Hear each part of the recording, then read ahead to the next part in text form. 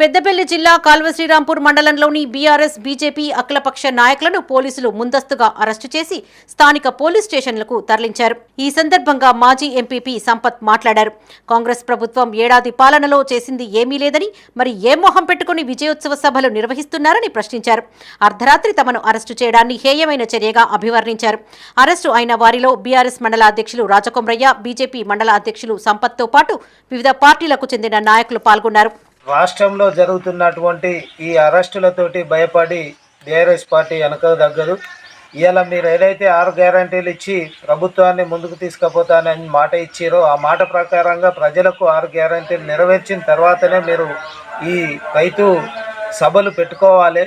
అది లేకుండా రైతులకు ఇచ్చిన హామీలను పూర్తి స్థాయిలో నెరవేర్చకుండానే మీరు రైతు సభలు పెట్టుకోవడం, ఇవాళ మేము చేసినామని చెప్పుకోవడం ఇది శోచనీయము. అలాంటి ఈ అరెస్టులతోటి భయపడి ఈ రోజున ఇక్కడ వెనుక తగ్గేది ఎవరు ఉండరని ఇవాళ పెద్ద ఎత్తున ఇవాళ సర్పంచులకు బిల్లులు కావచ్చు.